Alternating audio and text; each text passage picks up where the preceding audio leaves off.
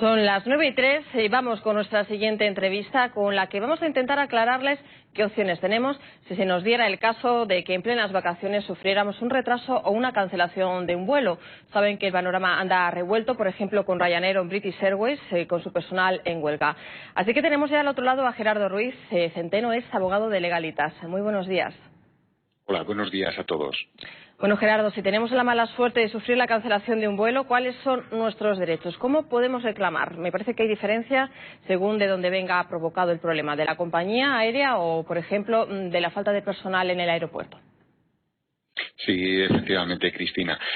Bueno, se pueden dar varias circunstancias. Podemos hablar, por un lado, el tema de la cancelación del vuelo, que nos ha podido avisar o no la compañía con un preaviso a la fecha prevista de salida. Eso veremos ahora la implicación que puede tener. También podemos sufrir retrasos y, como tú bien has dicho, puede darse la circunstancia de que esto esté motivado por cuestiones propias de la operativa de la compañía aérea o de personal del aeropuerto y demás. Claro, habrá que saber en esa circunstancia de dónde parte el problema para poder dirigir correctamente la reclamación. Si es un problema de la compañía aérea, tendremos que reclamarle a esta, por supuesto, y si es un problema derivado, pues por ejemplo, como hemos tenido ocasión de ver las semanas pasadas, falta de personal la revisión de la documentación de los pasajeros viajar, ahí estaríamos hablando ya de que es un problema del Ministerio de Interior, ¿vale? Ni siquiera en este caso de la agencia aeroportuaria, con lo cual ahí sería responsable, por ejemplo, el Ministerio de Interior ante una eventualidad de ese tipo. Es importante identificar de dónde viene el problema para saber a quién tenemos que reclamar. En cualquier caso, Gerardo, al margen de poder efectuar esa reclamación, estando en el propio aeropuerto, tenemos ya derecho a una serie de servicios, porque nos dejan básicamente tirados allí en aquellas instalaciones. Claro, hay dos derechos básicos, que es el derecho de la información, es decir, la compañía aérea nos tiene que entregar un folleto donde vengan recogidos los derechos de los pasajeros en los casos de las cancelaciones y los retrasos, y también un derecho de asistencia. Ese derecho de asistencia implica el tener comida y bebida suficiente, algo que ha quedado ya un poco arcaico, que es un derecho a hacer 2 llamadas o tener disponibilidad a un correo electrónico. Digo arcaico porque hoy quien más o quien menos tiene un teléfono móvil y evidentemente ya eso no tiene mucho sentido. Luego, en el caso de las cancelaciones, si tenemos que pernoctar, tenemos que pasar noche, también un alojamiento, y el transporte entre el alojamiento y el aeropuerto sería también parte de ese derecho de asistencia.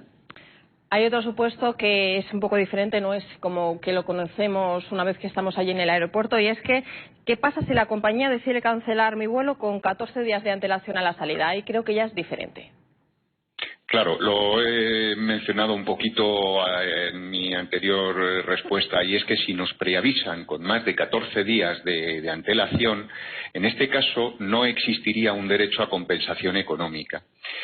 Cuando se produce la cancelación sin previo aviso, o menos de ese tiempo, vamos a tener derecho también, además de estos derechos que he mencionado antes, de asistencia, de información, etcétera, vamos a tener derecho a que nos reembolsen el importe del billete que hemos comprado y una compensación económica. Y una vez que estamos allí en el aeropuerto, ¿se puede exigir a la compañía que nos ubique en otro vuelo al destino que vayamos, aunque no sea de esa misma aerolínea? Sí, claro, lo que tenemos derecho es a exigir un transporte alternativo. Por lo tanto, en este caso podría exigirse el transporte a través de medios de la propia compañía o medios externos a la compañía. En cualquier caso, el transporte alternativo implicaría que la compañía me tendría igualmente que indemnizar, pero las cuantías económicas de las que tratan esas indemnizaciones, que están en función a la distancia que hay entre el punto de origen y el punto de destino, quedarían reducidas al 50%. Otro supuesto, vamos a seguir poniéndonos agoreros. Se puede dar y que puede amargarnos las vacaciones, que se produzca overbooking y no podamos subirnos a ese avión. Bueno, el overbooking es una práctica totalmente legal, autorizada y consentida por la normativa que regula el transporte de pasajeros en el transporte aéreo, que consiste en que la compañía pone a la venta más billetes de los asientos que tiene el avión, de tal manera que ellos juegan a que no todos los pasajeros se vayan a presentar al embarque. Claro, cuando esto no ocurre así, no sale esa jugada por parte de la compañía, nos presentamos todos los pasajeros con los billetes que hemos comprado, va a haber una serie de pasajeros a los que se les va a denegar ese embarque, que es lo que se llama el overbooking, y primero la compañía pedirá voluntarios, y si no hay voluntarios, pues a aquellas personas que se queden en tierra, pues se les aplicarán los mismos derechos que en el caso de las cancelaciones o los retrasos. Gerardo, pues obviamente además de facilitarnos, como tú nos decías, alojamiento, la comida, está la posterior indemnización económica. ¿Cuál es la cuantía? ¿Con cuánto deberán indemnizar al pasajero? Eso es, pues como he dicho, la indemnización está en función a la distancia que hay entre el punto de origen y el punto de destino. Partimos de hasta vuelos de 1.500 kilómetros, la indemnización sería de 250 euros por cada pasajero. En vuelos de entre 1.500 y 3.000 kilómetros serían 400 euros por pasajero. Y en vuelos ya superiores a 3.000 kilómetros la indemnización sería de 600 euros por pasajero. Y si el vuelo se cancela, ¿qué ocurre con el hotel o con las actividades que tengamos contratadas en destino? ¿Quién se hace responsable de eso? Esta pregunta está un poco en relación con lo que hemos hablado al principio de quién es el causante de ese retraso o de esa cancelación. Evidentemente, si es la compañía aérea y como consecuencia de la cancelación o de llegar tarde a mi punto de destino, pues tengo alguna consecuencia, como es, bueno, pues entrar días después en el hotel, perder excursiones o visitas que ya estuvieran programadas, etcétera, le voy a reclamar a la compañía aérea, que es la que ha provocado esa situación. Si por el contrario la situación viniera provocada pues por personal por el aeropuerto, por controladores aéreos, por personal de tierra del Ministerio de Interior, etcétera, pues le haré la reclamación de esos perjuicios al ministerio correspondiente encargado de esa gestión aeroportuaria o del personal del aeropuerto.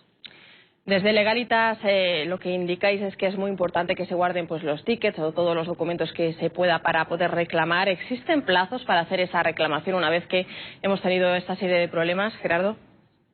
Sí, hay un plazo establecido en la normativa de 2 años para poder reclamar cualquier tipo de percance relacionado con las cancelaciones, los retrasos, las pérdidas de equipaje, el overbooking, etcétera. Pero evidentemente nosotros siempre vamos a dar la recomendación de que la reclamación se haga en el momento, digamos, en el que se están produciendo esas circunstancias, ya sea en el aeropuerto de origen o cuando llego al aeropuerto de destino. Por ejemplo, si mi vuelo está programado y sufro una cancelación o un retraso, evidentemente lo recomendable es hacer la reclamación en los mostradores de la compañía en el aeropuerto donde me encuentro.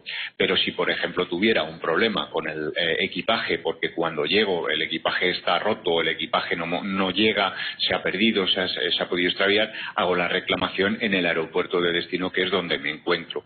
Entonces, no dejar pasar este plazo que mencionaba, eso evidentemente en derecho es una obviedad, no debemos de dejar pasar el plazo de los 2 años, pero sí hacer la reclamación con la mayor inmediatez posible.